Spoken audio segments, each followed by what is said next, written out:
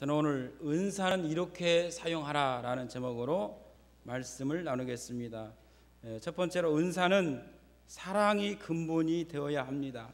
은사란 하나님이 우리에게 주시는 선물입니다. 인간의 노력과 능력으로 얻어지는 것이 아닙니다. 다만 우리 사람들이 하나님께 은사를 사모하고 간구할 때에 하나님이 각 사람의 필요에 따라서 은사를 나누어 주신다라고 하는 것입니다. 그러면 왜 하나님이 우리에게 은사를 주시느냐?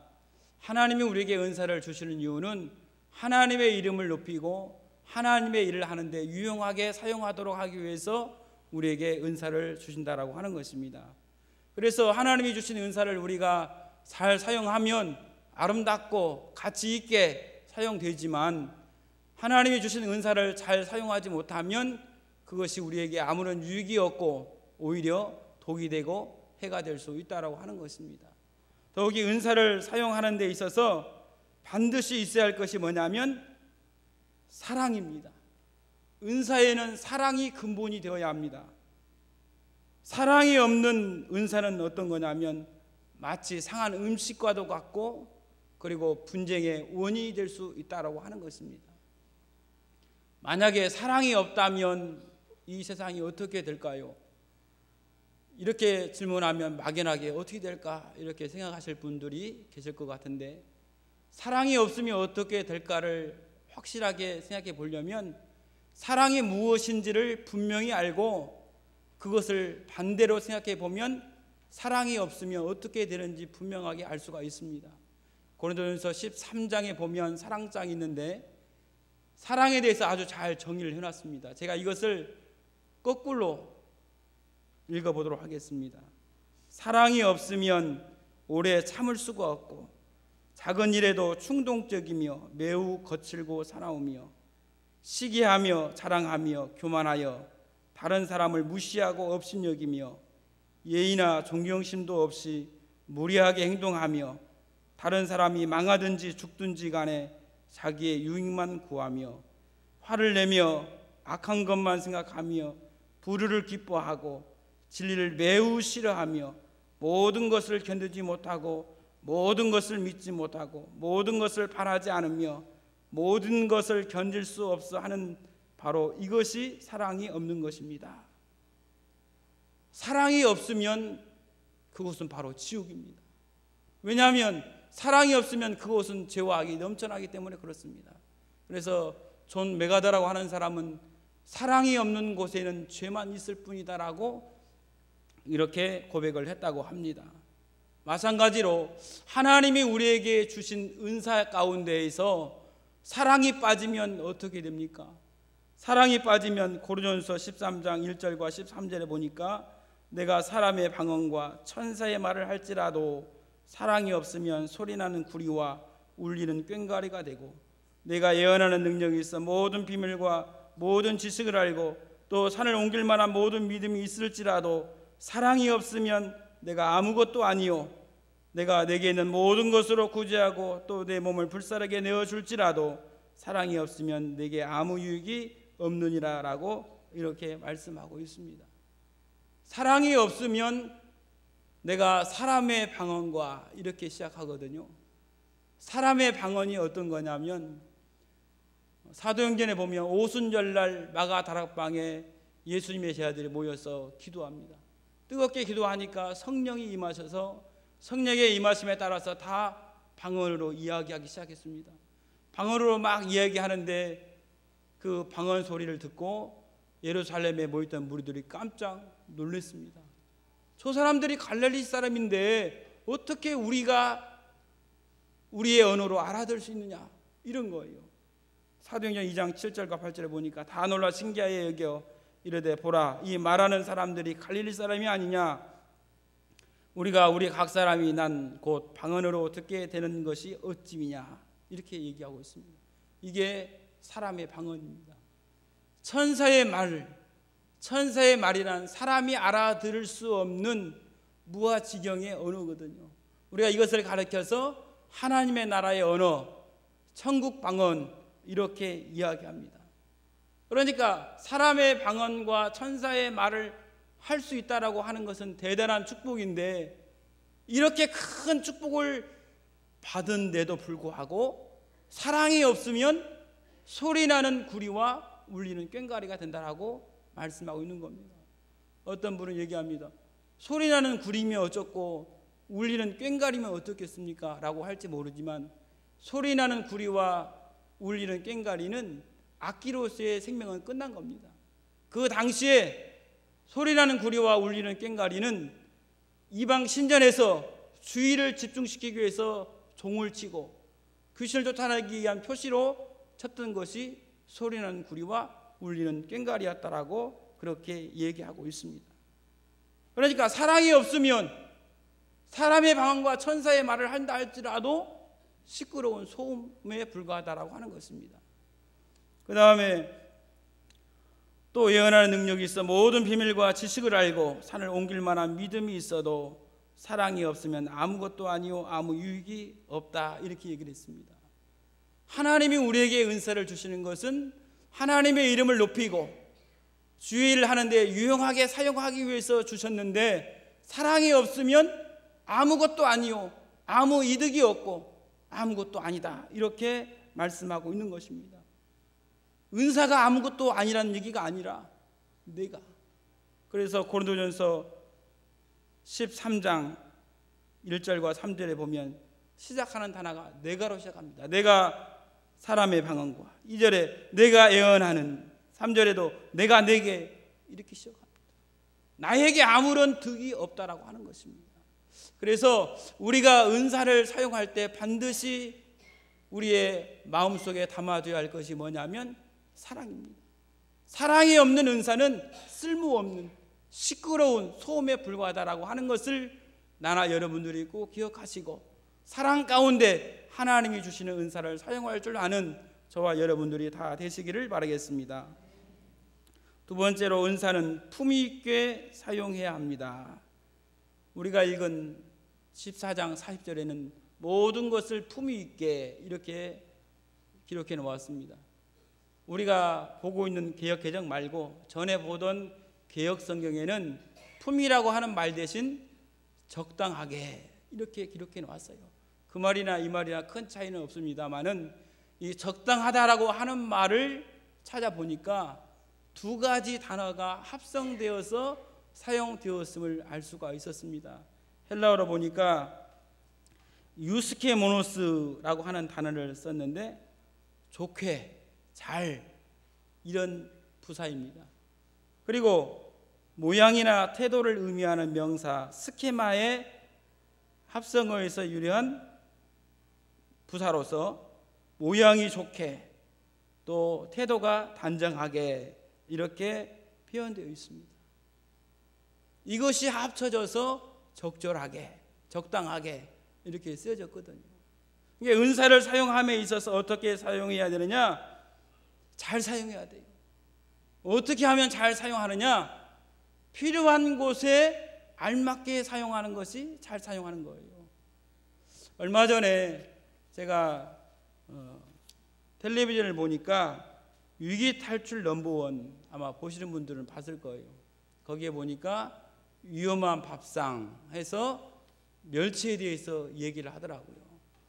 멸치는 우리 몸에 좋은 것인데, 멸치를 과다하게 섭취하게 되면 통풍성 관절염이 생겨서 우리 몸 엄지 발가락이나 발목이나 무릎 이런 관절 쪽에 급성으로 발생하여서 붓고 열이 나고 매우 참기 힘든 극심한 통증을 동반한다라고 그렇게 얘기를 하더라고요. 통풍성 관절염을 일으키는 원인이 뭐냐? 멸치에는 푸린이라고 하는 성분이 있답니다. 이 푸린이라는 아미노산이 요산으로 바뀌면서, 이 요산은 우리 몸속에서 소변으로 빠져나가야 될 찌꺼기인데, 이것이 빠져나가지 못하고 엄지발가락이나 발목이나 무릎 이런 데에 쌓이게 되는데, 이렇게 쌓이게 되면 우리 몸의 면역체계에서 이것을 세균이나 바이러스로 오인하고 백혈구가 그것을 잡아먹게 되면서 통풍성 관절염을 일으키게 된다라고 자세히 설명해 주는 것을 제가 본 적이 있습니다. 멸치는 우리 몸을 건강하고 뼈를 튼튼히 하는데 중요한 영양소가 들어있는 음식 아닙니까? 이렇게 중요한 음식도 과다하게 사용하게 되면 오히려 우리 몸을 건강하게 하는 것이 아니라 우리의 몸을 망가뜨리는 해가 되고 독이 될 수 있다라고 하는 것입니다. 하나님의 은사도 마찬가지입니다. 하나님이 우리에게 은사를 주셨는데 이것을 필요한 곳에 적절하게 잘 사용하면 아름답고 가치 있게 사용되는데 이것을 잘 사용하지 못하면 해가 되고 독이 될 수 있다라고 하는 것입니다. 본문에 보니까 14장은 방언과 예언에 대해서 쭉 얘기하고 있는데 그 중에서 고린도전서 14장 23절에 보니까 그러므로 온 교회가 함께 모여 다 방언으로 말하면 알지 못하는 자들이나 믿지 아니하는 자들이 들어와서 너희를 미쳤다 하지 아니하겠느냐라고 하는 말씀이 있습니다. 제가 교역자 생활을 하기 전 오래전에 집회를 이렇게 참석했는데 작은 교회, 조그마한 교회에 들어가서 예배를 드리고 기도회를 하더라고. 예배가 끝나니까 이제 기도를 하니까 불을 끄고 막 이제 통성으로 막 기도하는데 하여간 다 방언으로 기도하는 느낌이 들 정도로 막 이곳저곳에 다 방언으로 막 기도하는 거예요. 그래서 내가 여기는 뜨거운 교회구나 생각하고 같이 막 뜨겁게 기도를 했어요. 기도를 다 하고 끝나고 이제 돌아가는데 돌아가면서 한 명씩 돌아간 게 아니라 이렇게 무리져서 돌아가지 않습니까? 돌아가는데 그때 저와 함께 같이 갔던 분들 가운데 한 분이 교회에 나온 지 얼마 안 된 분 같아요. 이분이 하는 얘기가 그랬어요. 아니 교회 가서 기도를 하는데 알아듣지 못하는 말로 막 뭐라고 하는데 한두 사람도 아니고 많은 사람들 다 그렇게 하니까 무섭기도 하고 이상하다. 그러고 이렇게 가더라고요. 나중에 알고 보니까 그분이 그 교회를 안 나온다고 하는 얘기를 들었습니다. 그러니까 방언을 하는 것은 하나님의 은사를 받아서 하기 때문에 이 얼마나 좋은 겁니까? 이렇게 아름답고 좋은 것들도 오히려 초신자들이나 불신자들에게는 부정적인 이미지로 보여줄 수 있다고 하는 것입니다. 그래서 고린도전서 14장 23절에 온 교회가 함께 모여 다 방언으로 기도하면 하나님을 잘 알지 못하는 초신자들이나 아니면 하나님을 알지 못하는 불신자들이 들어와서 방언으로 기도하는 그들 향하여 너희가 미친 게 아니냐 이렇게 할 수 있다고 하는 거예요. 아무리 좋은 것도 적절하게 필요한 곳에 사용하지 않으면 오히려 멸시를 받을 수 있다고 하는 것입니다. 그래서 은사를 사용할 때 어떻게 사용해야 되느냐? 필요할 때 적절하게 사용하는 사람이 은사를 잘 사용하는 사람이다라고 하는 것입니다. 그 다음에 적절하게 사용한다라고 하는 것은 은사를 대하는 태도와 모양을 얘기하는 것입니다. 오늘날 한국 교회는 은사가 활발하게 일어난다라고 이렇게 얘기할 수 없습니다. 하지만 이런 가운데 있어도 방언을 받고 예언의 은사를 받은 사람이 있다라고 한다면 그 사람은 하나님의 축복을 받은 사람이 분명합니다. 이렇게 하나님이 주신 은사를 받으면 그 은사를 잘 사용해야 되는데 그 은사가 중심이 되어버리는 사람들이 있습니다. 말씀이 중심이 되어야 되는데 은사가 중심이 되어버려요. 특히 오늘날 많은 성도님들 가운데 예언 기도를 받기를 원하는 사람들이 참으로 많이 있습니다. 물론 성령께서 가르쳐 주시는 대로 합당하고 정확하게 권면하고 위로하고 소망의 메시지를 그대로 전달한다면야 아무런 문제가 없죠.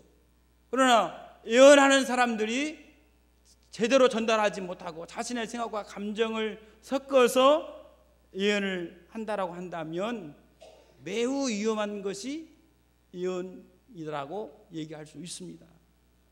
이와 같이 거짓되게 예언을 하는 사람의 말을 하나님의 말씀으로 믿고 행하다가 마음의 상처를 받고 큰 시련을 당하는 사람들이 많다라고 그렇게 이야기를 하고 있습니다.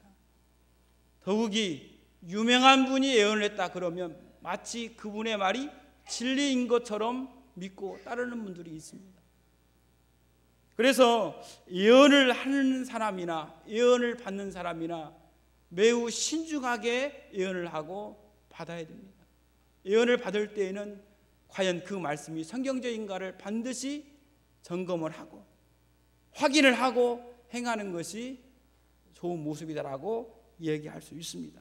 그렇지 않으면 나중에 그 예언기도 때문에 후회하는 일들이 종종 발생할 수 있다라고 하는 것입니다. 고린도전서에도 보면 그런 얘기가 있습니다.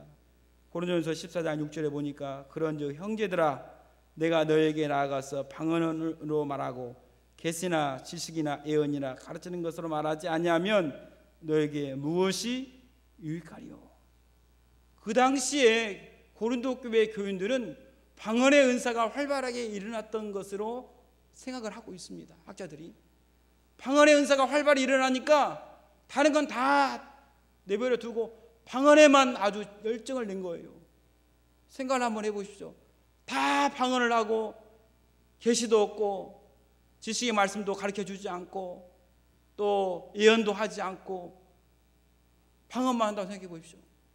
이런 것들이 소신자들이나 불신자들에게 어떤 유익이 되겠습니까? 유익이 될 수 없는 겁니다. 그래서 우리가 은사를 받으면 또 은사를 사용할 때는 하나님의 말씀이 중심이 되어서 은사를 적절하게 우리가 활용할 때 그 은사가 아름답고 가치 있게 사용되는 것이지, 말씀이 중심인데 말씀을 뒤로 하고 은사가 중심이 되어버리면 은사를 잘못 사용함으로써 본인이나 교회나 여러 사람들에게 해가 될 수 있음을 꼭 기억하시고 하나님의 주신 그 은사를 잘 또 하나님의 말씀의 중심으로 삼고 적절하게 사용할 줄 아는 그런 성도들이 다 되시기를 주님의 이름으로 부탁드리겠습니다. 세 번째로, 은사는 질서 있게 사용해야 합니다. 맑고 투명하고 아름다운 다이아몬드는 그 아름다움에 걸맞게 아주 고가의 보석으로 우리가 알고 있습니다. 이런 다이아몬드를 쪼개서 원재 단위까지 분석해 보면 그렇게 아름다운 다이아몬드도 결국은 흑연 성분과 같은 하찮은 탄소의 결합으로 이루어져 있습니다. 탄소라고 하니까, 흑연이라고 하니까 여러분 흑연이 뭐지? 이렇게 생각하는 분이 있는데, 흑연은 어떤 거냐면 초등학교 아이들이 글씨를 쓸 때 잡는 연필의 심, 까만색 있잖아요. 그것이 흑연입니다. 그래서 흑연 덩어리와 다이아몬드는 같은 원소로 구성되어 있는데 그 차이는 탄소 원자의 배열과 결합 질서가 다를 뿐이다 라고 얘기하고 있습니다.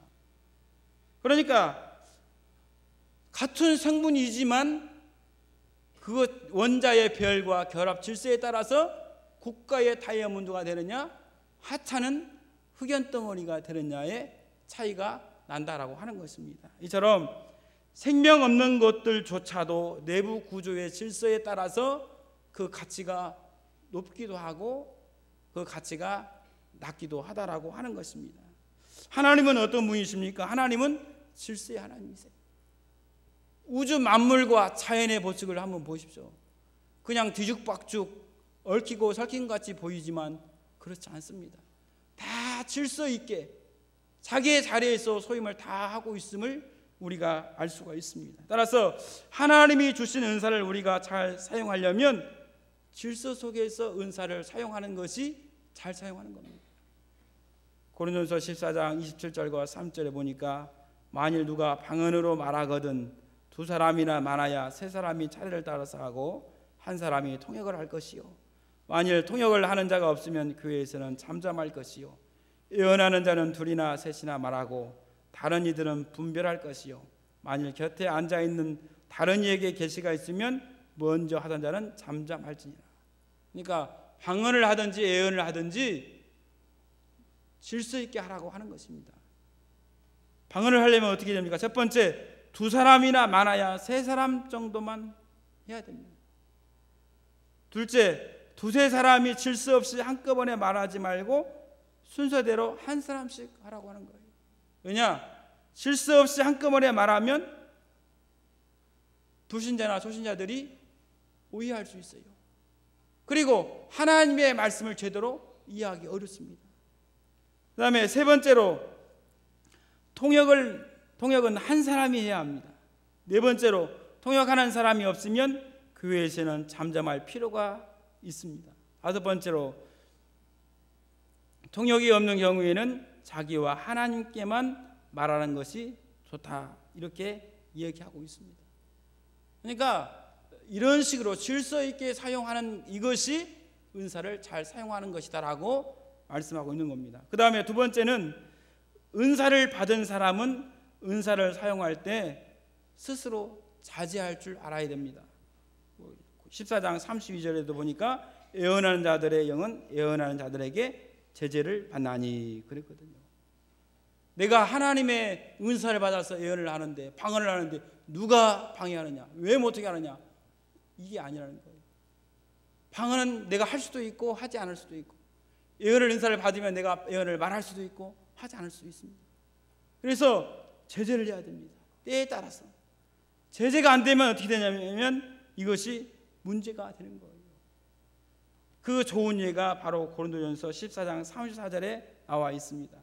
여자는 교회에서 잠잠하라. 그들에게는 말하는 것을 허락함이 없나니 율법에 이른 것 같이 오직 복종할 것이요, 이렇게 말씀하고 있거든요. 그 당시에 문제되었던 것 가운데 하나가 여자들의 문제입니다. 아마 그 당시에도 지금처럼 여자분들이 하나님을 믿는 분들이 많았던 걸로 그렇게 생각하고 있습니다. 근데 여자분들이 어떻게 하냐면 막 열심히 기도하다 보니까 막 방언을 받아서 방언으로 막 기도하고, 또 예언을 하는 사람들은 막 예언을 하고 막 그래요. 근데 이것을 때와 장소에 따라서 적절하게 하면 좋은데, 예배를 드리는데 설교 가운데 이런 일들이 막 일어났는가 봐요. 이렇게 설교를 하고 있는데 이쪽에서는 막 지금 방언으로 막 기도하고 있고 설교 중인데, 이쪽에서는 막 예언으로 막 기도하고요. 또 가운데서는 막 옆 사람 찔려가지고 지금 목사님 뭐라고 설교해? 물어보기도 하고, 목사님 질문 있습니다, 예배 도중에. 만약에 이렇게 예배가 진행된다면 어떻게 예배가 제대로 진행될 수 있겠습니까? 아마 그 당시에 이런 비슷하게 이런 현상이 일어났던 것 같습니다. 그래서 학자들이 그렇게 얘기를 하더라고요. 그런 상황을 보면서 바울이 뭐라고 하냐면 여자들은 교회에서 잠잠하라, 이렇게 얘기를 한 겁니다.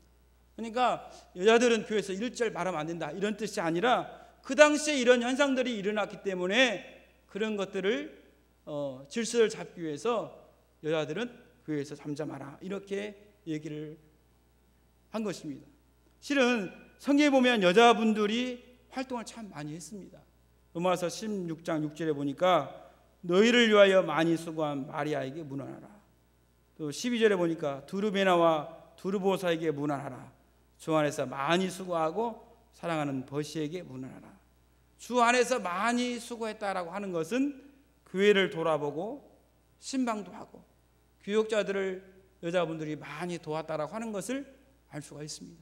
그래서 우리가 은사를 사용할 때는 질서 있게 사용하고 적절하게 잘 사용할 줄 아는 자가 은사를 잘 사용할 수 있다라고 하는 것입니다. 그래서 저나 여러분들이나 하나님이 주신 은사를 잘 사용해서 그 은사로 하여금 하나님의 이름이 높임을 받고 또 그 은사가 하나님 일을 하는데 유용하게 쓰임 받기를 주님의 이름으로 부탁드리겠습니다.